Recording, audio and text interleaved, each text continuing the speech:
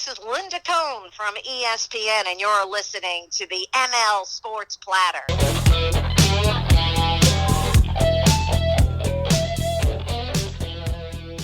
The ML Sports Platter, back with you all over the major platforms where you get podcasts on your smartphone device. Hit me on Twitter at Mike L. Sports. We are brought to you by Bryant and Stratton College, Stanley Law Offices, and Welch & Company Jewelers.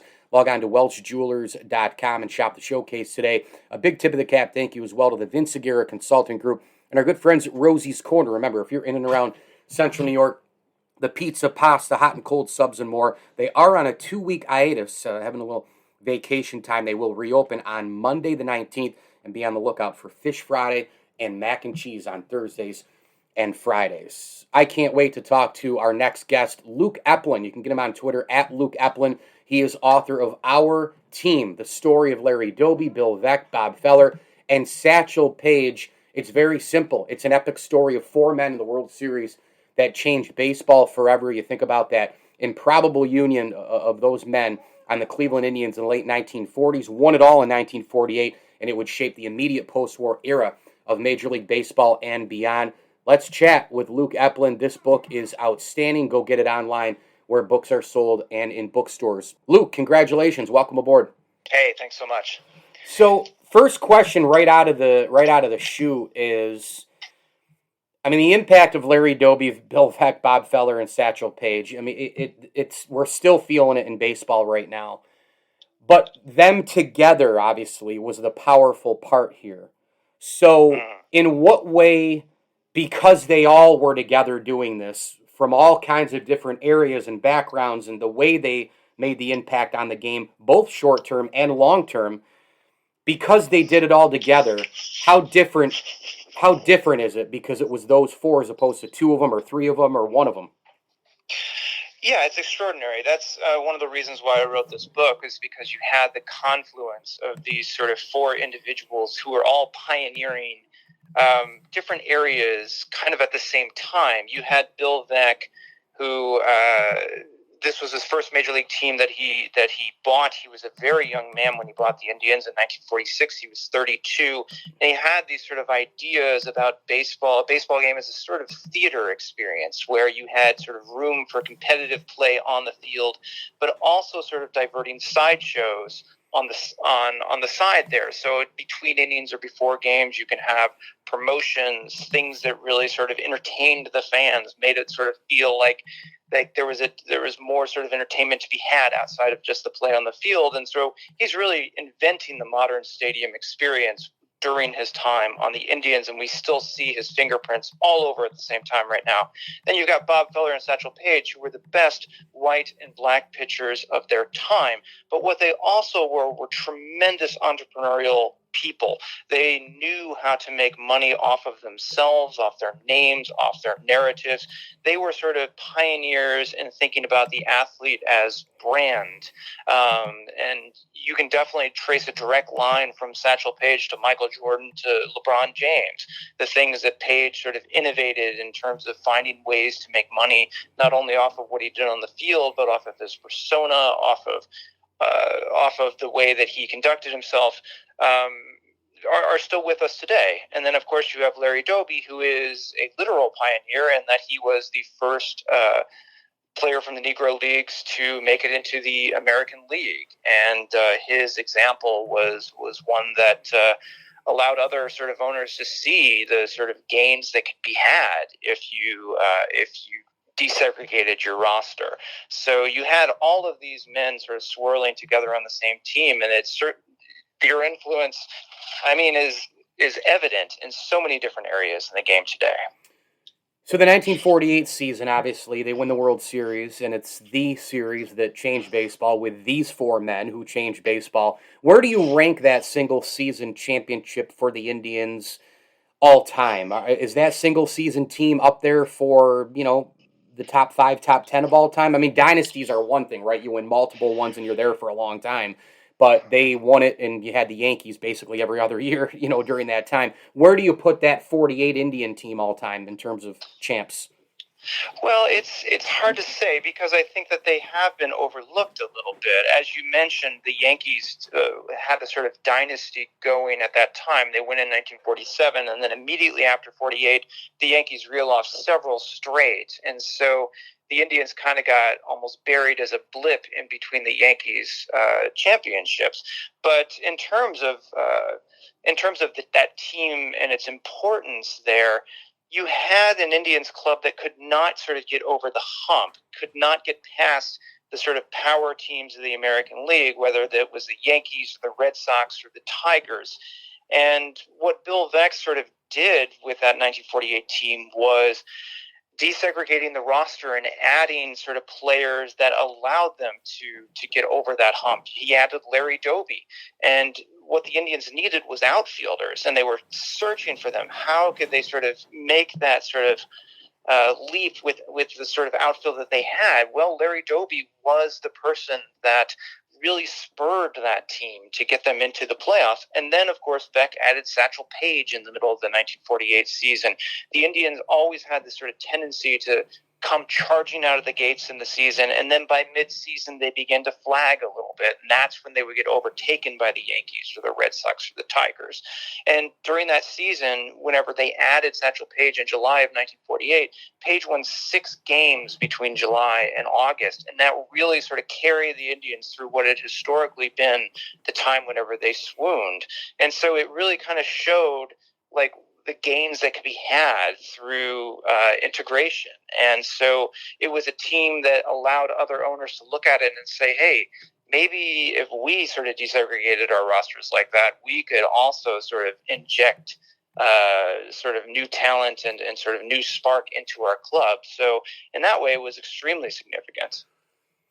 How different is baseball? How different is black baseball if Satchel Paige, not Jackie Robinson, breaks the barrier? If Larry Doby breaks it, not Jackie Robinson? Are there major differences or no? It's a tough question to answer.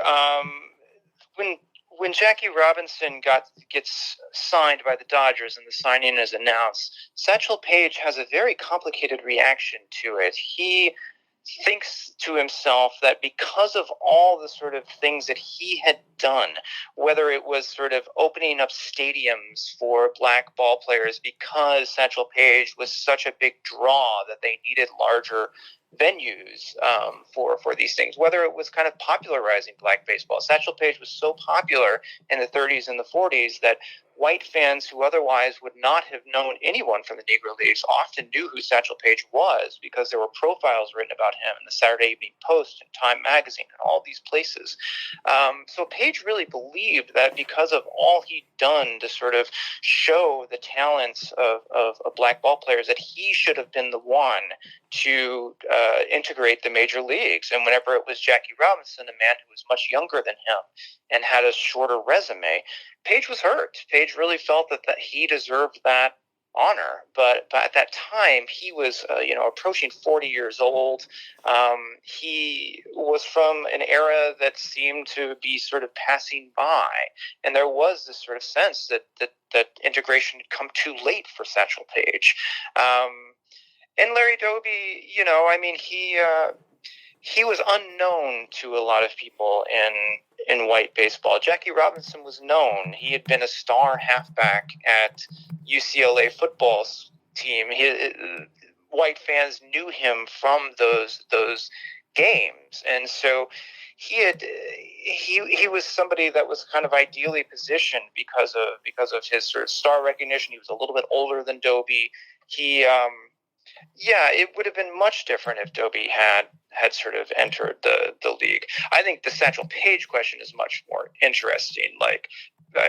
People would say Paige in the 1930s that Dizzy Dean and Lou Gehrig and everyone, that Satchel Paige belonged in the major leagues. And so it really kind of almost is a shame that he wasn't the first one chosen. Yeah, I remember reading so many times the quote, Joe DiMaggio saying the best pitcher he ever faced was Satchel, and Joe DiMaggio said that early in his career. He did. You can go back to newspaper clippings from Joe DiMaggio's rookie year, and Joe DiMaggio is saying that Satchel Paige was the greatest pitcher he'd ever faced. Right? 1936. It wasn't like he was saying this much later in his career after he retired. Right. Joe DiMaggio recognized it right away. Yeah, it's a great point. Our team, the epic story of four men in the World Series that changed baseball forever. Go get it online where books are sold and in bookstores you visit on the regular. Luke Epplin, the author. He's our guest here on the ML Sports Platter. Make sure to follow Luke on Twitter as well, at Luke Epplin. That's at Luke Epplin. And, of course, the ML Sports Platter here brought to you by Bryant and Stratton College and Welch and Company Jewelers. Give me a good Bill Veeck story in the book. So what a guy, huh? Oh. Yeah, incredible guy. Yeah. I mean, he's larger than life in so many different ways. When Bill Veeck goes to the services for World War II, he gets stationed on an island in the South Pacific, and he's operating anti-aircraft guns, and one of the large shells that he's loading backfires and sort of goes onto his right foot and just basically smashes it. He's in amputation wards, but he doesn't want to lose his foot.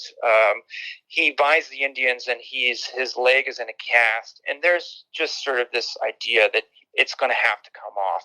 But he really sort of tries to delay it through the 1946 season so that he can see out the first year that he buys the Indians. In the off season of that year, he does end up undergoing surgery. The leg comes off, and when he gets fitted for a prosthetic leg, he wants to sort of show the community that just because he's lost his leg, it doesn't mean that he's going to slow down or be hindered by it. So he announces a dance on the day that his prosthetic leg is delivered to him in Cleveland. On that dance night, he just dances the entire night to the point where blood is spurting out of his pants and going onto the dance floor. And whenever he sort of ends the evening, he finds out that because his sort of stump of a leg is so tender and unused to being on that prosthetic, that the blood that had come out of it has glued the prosthetic leg directly onto it, and he can't get it off. So he has to soak his new prosthetic leg into the bathtub to unstick it. And that kind of is a symbol of Bill Veeck. He is a persistent man who was going to do whatever it took, both to entertain and to show that he is dedicated to the team, regardless of whether it's going to jeopardize his health to the point where he can't get his prosthetic leg off of his stump. I mean, what a character. And, the stories of him burning out cigarettes and that thing, and unbelievable stuff. What do you think individually? I had a couple more for you here, Luke. What do you think individually? Larry Doby, Bill Veeck, Bob Feller, Satchel Paige. And I've met only one of these guys, obviously, because of my age. I met Bob Feller at the Hall of Fame a couple of times. And I interviewed him in Cleveland, actually, in, I think, 2004 in the press box. And he told crazy, crazy stories. It was actually pretty cordial for a guy who hated the media. But what do you think these guys, Doby, Veeck, Feller, Paige, each individually, what do you think they would think about the game today? A game that many people, I don't know if you are, I am, many people are down on baseball right now. It's a tough question. I think that Bill Veeck would I think it would be an interesting thing for him to think about what Bill Veeck would say, because Bill Veeck's sort of problem was that the baseball was pickled in tradition, that it sort of thought of itself as being the American pastime, the grand old game, and that prevented it from wanting to make sort of changes to make it more fan-friendly and all of these sorts of things. So whenever he was doing promotions like putting clowns on the sideline or stuntmen or shooting off fireworks and all that sort of stuff he was doing, a lot of the old guard of baseball did not enjoy that. But now you see that all over the place. You see sort of mascots and cap dances and sort of scoreboard antics and all these sorts of things. So I think that he would recognize the tremendous influence that he had on shaping the stadium experience. But at the same time, he loved the element of surprise. He didn't want sort of people to be like, well, now it's the fourth inning. now they're going to shoot off the T-shirt cannon. Now it's the 5th inning. Now the mascot comes out onto the field. He was always trying to think of something new that was going to surprise fans, that was going to make them be like, oh, we can't miss the game, because what if Bill Veeck does something really cool and we're going to miss it and he'll never do it again? And so I think he would see it as a very corporate entity right now that could use a little bit of his sort of sly antics and his disruptive antics, frankly. I think he would just see the game as being a little bit too much of a big business and not more of a sort of scrappy thing that he always sort of used. For Feller, I mean, he was a curmudgeon, and he was somebody that probably would look at the game nowadays and say pitchers need to be going the full 9 innings, that pitchers are too soft, and these guys are coddled, and things like that. Yeah. I mean, I'm just projecting based on what I remember. Oh, there's no doubt he would think that. He would think that. Yeah, he would go after it analytically. 3 innings pitch. What do you mean? You might don't even send him in there. You can hear him saying it now. Yeah, absolutely. And Doby and Paige, I mean, I think it's a little unfortunate that black athletes are much rarer than they were back at that time. Mm-hmm. I mean, you see the percentages of black athletes in baseball going down, and I think what's interesting with Doby was that he was a 4-star athlete in high school, and some people said that baseball wasn't even in his best sport. He got a scholarship to play college basketball at one of the best programs in the country, which was disruptive because he got inducted into the armed services for the war. But people said that he had moves on the basketball court that nobody had seen before. It was like everybody was shooting those 2-handed set shots in the 40s, and Doby was kind of flying around like Elgin Baylor. And so, I think that if Doby were sort of starting up now, or even 10 or 20 years ago, he might not have been a baseball player either. Mm. He might have chosen either football or basketball, because those were, equally good sports. But back then, to make money, baseball was the way to go. So, I don't know if Doby would sort of fault a lot of black athletes for not choosing to go into baseball. It's amazing the era that athletes play in, and the differences if you fast forwarded time or rewound it, and just to kind of see what would take place. I mean, that Indians team, maybe they win multiple championships if they're not in the era of the Yankees. It's just so many unbelievable variables to think about. Final question for you, Luke. What do you hope people say about the book? Well, I really want the book to do 2 things. One, I tried to write it to be almost novelistic in a way. I did not want to sort of bog people down with statistics or things like that. I wanted it to read almost like a really exciting story about how these 4 men kind of circled each other and dealt with certain issues, namely sort of the racial issues of the time, but then came together onto the Indians and produced one of the most thrilling pennant races of baseball. So I really hope that it's an excellent read. But I also hope it sort of revives these 4 figures, each of whom, I mean, maybe not Satchel Paige, but certainly Doby, Veeck, and Feller sometimes get lost in the shuffle. Yeah. I think even Feller, who at that time was one of the most popular people in the entire country, has been a little bit overlooked in recent generations. We remember DiMaggio, we remember Ted Williams, but Feller was right there on their level at that time, and he's certainly fallen off. And Doby, of course, gets overshadowed by Jackie Robinson, and what he contributed was equally as meaningful. So I hope it's just a way to sort of expand out that time of integration in baseball. Well said. That's an incredible answer, and I'm with you on all of it. And Bob Feller, my goodness, no Warriors. Could you imagine the year he would have put records? Nobody would have been able to touch him. I mean, the strikeouts. Oh, yeah. At age 22, Bob Feller had 100 wins and 1,000 strikeouts. Unbelievable. He was 22 years old. Yeah. Amazing. Yeah, and wins, by the way, still, in my book, still count for at least a little something, despite all the analytical people who think that they don't, along with batting average, along with RBI, and along with all the other stuff that's going on in the game today. Well, look, go get the book, folks. It's called Our Team, the epic story of 4 men in the World Series that changed baseball. And, of course, the Larry Doby, Bill Veeck, Bob Feller, Satchel Paige foursome, the 48 championship.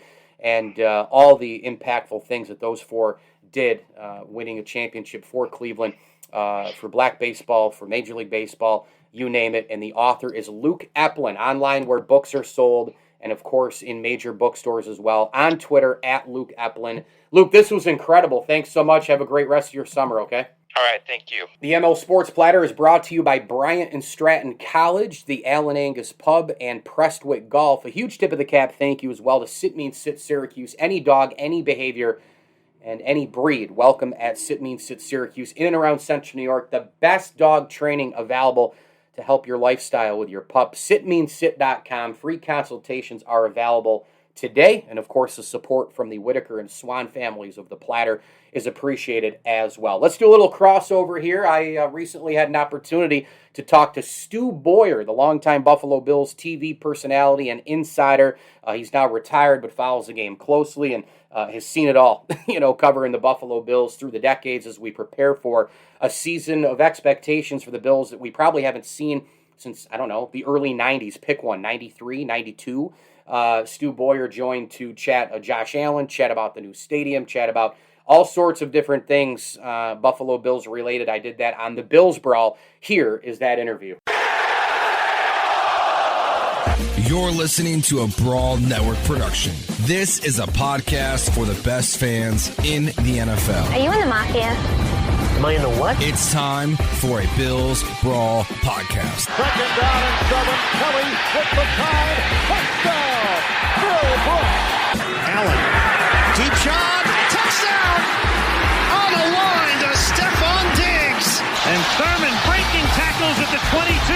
Inside the 10. Touchdown Buffalo.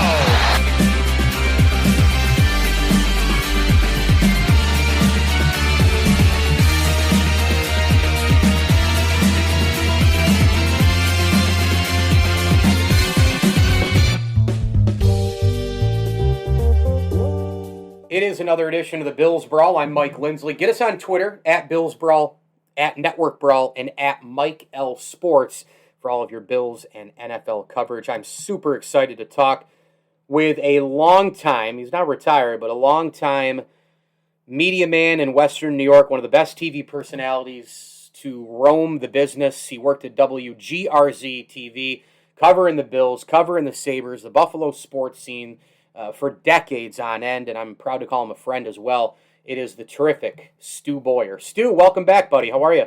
Fabulous, and fabulous. It's great. I'm enjoying it, and thanks for having me back on. I appreciate it. No doubt. So I know that you still keep a close eye on the Buffalo Bills, a team you covered for decades, and recently was announced that they're going to try to get that new stadium going in Orchard Park. What was your thought then when the news was released? And obviously you covering the team for a long time, the stadium was always an issue, Stu. I find the whole thing interesting. Everybody kind of jockeying for position and putting some positions out there for negotiating purposes, perhaps. I've been of the mindset for a long time that if you're going to put money into the old stadium, you may as well just build a new stadium and do it the right way. And according to one of the things I read, Terry Pagula doesn't think there should be a dome on it because he thinks football should be played outside. So we'll see how that all plays out. I didn't like reading that the Bills might have to play someplace else for 2 years, which I am not a fan of, not at all. Where would they play? Toronto again? It didn't work real well. Oh. And I don't know where they would put this stadium. And the other thing, after COVID-19, it might be a little tough to get public money. So there are a lot of factors that play into all this, and I guess the best answer I can give you is to say, boy, it's going to be fascinating to see how this whole thing plays out. It really is. Do you have any worry at all still that the Bills wouldn't be in Buffalo down the line? I know the Pagulas are committed. I know they want the stadium. They're obviously really good right now. But is there still a scenario where Bills fans have to worry? I don't think so. Okay. But, things change fast and you just never know. I don't think so. I still don't like the idea of them playing anyplace else but here. I mean, really, where else could they play? Toronto and where else? Yeah. Carrier Dome? Yeah, they can't even fill that place. Come on. Really. I mean, no, things change fast. I don't think public money is going to be easily forthcoming, since the government has spent so much on the pandemic, and at some point the spigot has to get turned off. So, the question that will be much tougher to answer is, why should the public continue to make billionaires get richer? Which is essentially what happens. So, and plus, if you're the Pagulas, you got a hockey team that is just absolutely the laughing stock of everybody. Oh, they're terrible. And you got a football team that's a Super Bowl contender. So, you're going to be hanging around with the football team, showing everybody all the good stuff, right? So, I'm not concerned about them leaving at all, and I just don't see that happening. But like I said, things can change fast, and you just never know.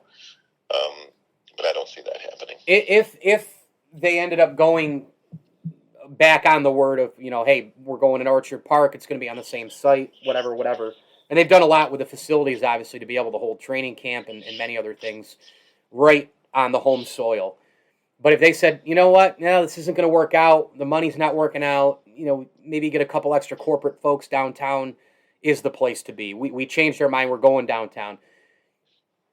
I don't know, Stu. I see this downtown, if it were a situation, and right now, again, it's not, but it's probably still on the back of people's minds for a backup plan. I think if they go into a downtown place, maybe open air, maybe not, maybe, whatever the case may be, but downtown means more money, more corporate boxes, more. I mean, you could price out a lot of Bills Mafia with that stadium downtown, couldn't you?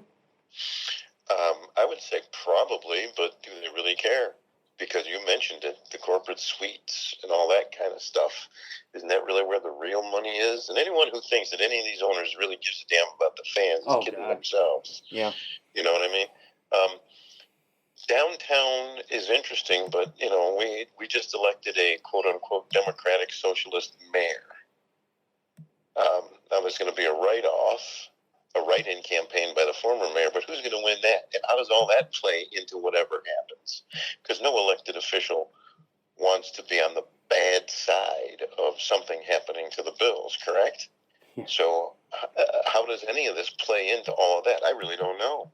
But there are a lot of moving parts going on at the same time. And, I have no idea how to read any of the tea leaves other than to say it's very early in the process. I know Roger Goodell and the NFL have been kind of agitating for a new stadium since the Pagulas bought the team. So we'll see how it all plays out. I mean, like I said, if you're going to pour money into the old stadium, you might as well build a new one. And having said that, the stadium's still a great place to go watch a football game. There's great sight lines everywhere, as far as I can tell, unless you're sitting a few rows behind the benches on either side. Once you get above those rows, you got great sight lines, with the exception of all the people who don't belong on the field still being on the field.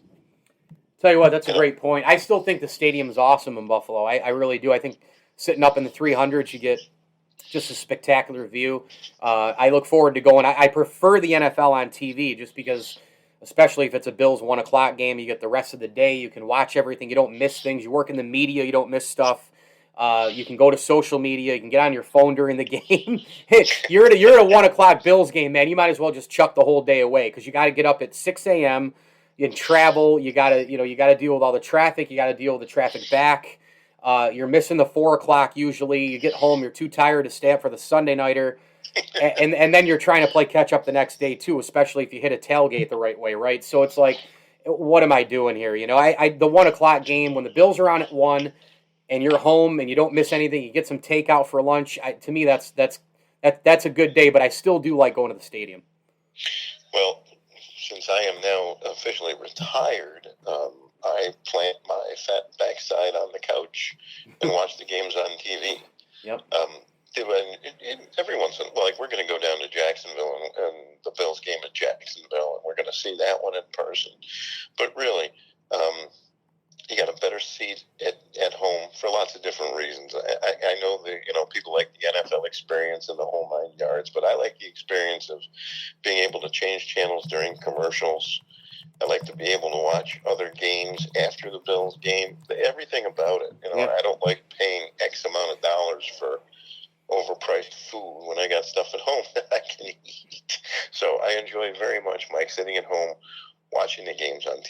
20 and feet. I'll tell you what, last year, Mike, I watched more football games than ever because I didn't have to work. Right, and yeah. College and pro, and it Sure. was great. Yeah. 20 feet to the bathroom, 20 feet to the refrigerator. I'm good. You know, like I feel pretty good. WGRZ TV for years. Stu Boyar covering the Buffalo Bills, joining us here on the Bills Brawl. Let's get to a little bit of the upcoming season. I mean, what do you expect here for the training camp, at least how they're going to try to work this thing in? And obviously, Stu, this is, wow. I mean, this is the most hyped Bills season since probably 93, 94, somewhere in there. Yes, certainly somewhere in the early 90s. I can't wait. I'm really looking forward to it. This is a Super Bowl contending team, and, you know, you got to have a little bit of luck, but I think they've done a really nice job constructing this roster. And obviously, you know, Josh Allen made a gigantic leap last year. Will he take a small step back? I don't know. I don't think so. But, you know, can he continue to get even better, which should scare the pants off of everybody in the NFL? But they've got really, find a real significant weakness on that team. Yeah. And I don't think you can do it. Yeah. You can point to this guy or that guy or this position and that position, but there's no significant weakness. Let's just say, for argument's sake, that everybody, listen, they're good enough so that if everybody takes a small step back, they're still a good team. And if everybody takes a small step forward, then they become a great team. That's how good I think they are. I'm very optimistic. And you go back to the AFC Championship game. If Devin Singletary catches that pass, which he should have, and he found his backside on the bench for a long time after that, which is right where it belonged. Yep. He catches that pass. Does that get? I don't know. It's a first down, and he's got some real estate in front of him. It's a first down. Now, does it dramatically change the game? I don't know, but it certainly would have had some kind of an impact because you got to make that play. You do, and I was just going to go right to it. The running back room is going to be interesting from my seat because you bring in Matt Breida, who's a speed type guy. He can take it to the house every time he touches it. Zach Moss had the injury issue last year, obviously late in the year in the playoffs, but he fumbled on the 1 or 2 yard line in San Fran. They benched him, and then he came back with a vengeance, wore down the Steelers in the fourth quarter, wore down the Broncos in the fourth quarter. I think he's still a very formidable back. You look at Singletary, you just mentioned the drop last year. The running backs this year, how much do you think they need to produce? Because a lot of people think the Bills need to run the ball a little bit more, especially if they challenge the Chiefs, because teams that have beaten KC, the proof is in the pudding that you had to run the ball. You look at the numbers, it's true. By the same token, you don't just say, well, we're an 80-20 passing running team. We got to get to 60-40 to win it all. You're not going to change your pedigree here. You got Allen and Diggs and Beasley and everybody else. How much of a running back influence will this crew have? Not much. Yeah, I think you're right. Yeah. I mean, it's a passing team. Yeah. And this team goes as far as Josh Allen's right arm can take them, and the guys you mentioned who can catch them. And if the running backs improve just a little, that would be huge. And Matt Breida, I think, is a big upgrade. He's got the game-breaking speed. That's why so many people wanted to see them draft Travis Etienne from Clemson, because they think he's got the game-breaking speed, which he had in college. Will he have in the NFL? I don't know. But the running back room needs to show some improvement. How much improvement? I don't know. They need to do a better job. Put it this way. When they want to seal a game out and close it out, they need to be better. And Singletary, he supposedly had a good offseason. They gave him a list of what they wanted him to work on, explosiveness, etc. And he supposedly went in the offseason and really worked on it. So we'll see. When training camp starts, we'll get a much better idea. But I don't think the running back room needs a dramatic improvement, but it does need to improve. And who knows, that little bit may be enough. We'll see. And obviously Kansas City, until somebody knocks them off, is the team to beat. And the Bills were not impressive in 2 games against Kansas City last year. But again, he catches that pass in the championship game, different game. The thing that struck me as funny is Patrick Mahomes had the exact same game in the Super Bowl that Josh Allen had it in the AFC Championship game. And nobody gave Patrick Mahomes grief for that, but Josh Allen caught a lot of it. And I was like, really? and I get it. Kansas City was missing 2 key offensive linemen, but you know what? They kept Mahomes on one side of the field and pounded him. You know what I mean? So if the running back room improves even a little bit, I think it'll really help this team. But remember, this is a passing team, and that's what it's going to be. And I'm thrilled that Brian Daboll came back. Now, you got 4 years with the same quarterback and coaching staff, unheard of, and tremendous for this group. When did you really start to buy in to the team of Sean McDermott and Brandon Beane? That's a really good question. Well, it took me a little while, but you could really see that they had a plan and they were sticking to it. And as much as you didn't like the line from Sean McDermott about trust the process, you could see it was true, and that nothing happens overnight. Yeah. I don't have an exact time for that, but I just, maybe the day the Bengals put them into the playoffs. Or actually, after that playoff game, because they knew they were never going, that was the official end of Tyrod Taylor. Yeah. They were never going anywhere with that guy. That's a game they should have won hands down 6 ways on Sundays. They let Blake Bortles beat them. So I think maybe coming out of that, their reaction to it and how they approached the team, and maybe drafting when they drafted Josh Allen and Tremaine Edmonds, because then they were serious. But the real thing was when they finally just, okay, Josh is our guy. A.J. McCarron and Nathan Peterman, no, we traded up to get this guy, and he's a 7th overall pick, and we're going to play him. And, Brandon Beane had said his job to get a franchise quarterback. Well, they believed in him, and so did I, and look where we are now. So I guess I don't have one particular moment, just watching the whole thing unfold. And then watching that offense last year, it was like, wow, they're doing some really special things. So it'll be interesting to see what happens this year with Emmanuel Sanders. That's the guy they wanted to sign last year, and they finally got him this year. So that's a good move, and, it allowed them to cut ties with John Brown, who missed like 8 games last year. Yep. So I don't have a particular moment, Mike. That's a really good question, but I don't have a particular moment other than to say, I guess at some point I bought in to trust the process and liked what I saw. Yeah, I mean, Brandon Beane, I think for me it was really early. I just saw a lot of the deals he made and his maneuvering and getting in and cleaning out the dirty laundry, so to speak, and going out and buying new clothes. And then for McDermott, for me, it was post when he put Nathan Peterman in as a starter. So, my gosh, this is the defensive head coach that I dread, because they just don't know what they're doing. They're overdoing it.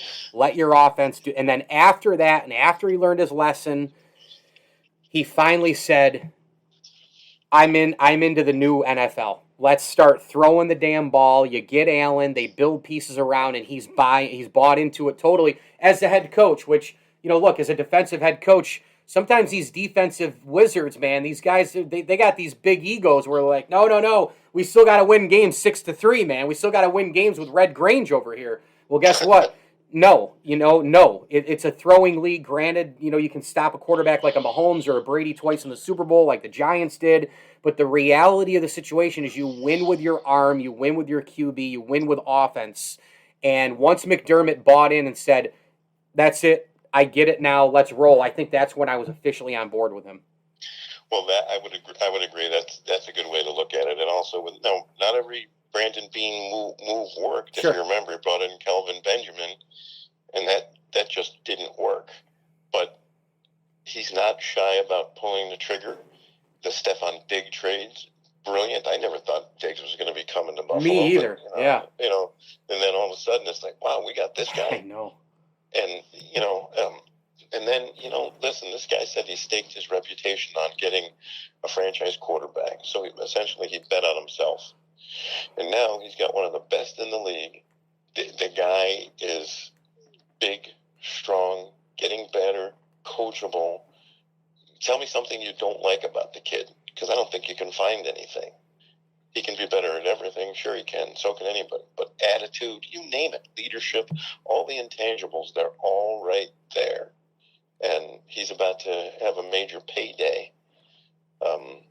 And he's earned it, so good for him. But, I didn't realize he was such a great runner until he started playing, when he hurdled the linebacker in Minnesota. I was like, whoa, wait a second, this kid's 6'5", and he just did that. Mm-hmm. So, when a guy comes out and says publicly, even an NFL GM, I stake my reputation on getting a franchise quarterback, that's pretty powerful stuff. And guess what? He went out and did it. So I give him credit for putting it out there, which we all knew anyway. But he didn't have to say it. He said it. He embraced it, and he did it. So I'm on board with him, too. Final thing here in about a minute that we have remaining. Do you miss, I know you're enjoying retirement. I know every day is great. Every day is, as they say, is a Saturday, when you retire. But do you ever wake up and just have that one urge where you're like, man, I wish I was at the stadium right now? Or you watch any kind of event in the Western New York area and you're like, geez, I'd love to be able to do that. I'd love to be able to do, like one more cast on this, or cover this high school event, or somebody doing something spectacular in the air. Do you have any kind of urge ever when you wake up, when those thoughts go through your mind, or is it all gone at this point? Well, I'm doing some high school games for a website called Western New York Athletics, and that kind of scratches the itch a little bit. Good. And when the Bisons come back, I may have a chance to do a little bit with them. So there's enough stuff to do to keep me interested. But the answer to your question is, nah, not really. By the way, baseball in Buffalo's been pretty cool with the Blue Jays. It's been awesome. Yeah. I went to an Orioles game, of course, the one they lost. Sure. Well, they lose them all, so. Yeah. No, I mean the one that the Blue Jays lost. Yeah, I was going to say. Yeah. But it is it's fabulous. Yeah. And the answer to that question is not really. I mean, I get enough doing stuff for the website. It's Sure. a little bit of money, and it's a lot of fun. It's high school kids. Oh, it's great. And it's not, there's no stress. And believe me, I really like it. And I'm looking forward to the return of good TV when the pandemic ends. No more Zoom interviews. Yep. No more bad audio, poorly framed shots, That's right. out of focus, nothing. So I'm hoping that stuff just goes away and there's a legitimate return to normalcy. But no, Mike, I had a great run and was able to put it behind me nicely. I'm very happy. But thank you for thinking of that. Yeah, good. I'll tell you what else is nice. What is nice, Mike, Sure. is I go to all these different places and I still have people saying, hey, we miss you on TV, or, hey, you haven't been on for a while. Some of them aren't aware that I retired. They're very nice and very complimentary. So far I haven't run into the one person who said, boy, am I glad you retired. Well, an amazing ride it was. Stu Boyar, WGRZ-TV, for a long time in Western New York covering the Buffalo Bills. Stu, this is a real treat for me. Thank you so much, and obviously I'm proud to call you a friend as well. So continued success your way in retirement. I guess I should say on and off the retirement field for you, because you're still doing the high school thing, and of course keep rolling, having fun, and being involved, and maybe I'll see you out there in WNY in due time, my man. Well, that'd be great. I'd like to see you, Mike. Thanks for having me on. I really appreciate it.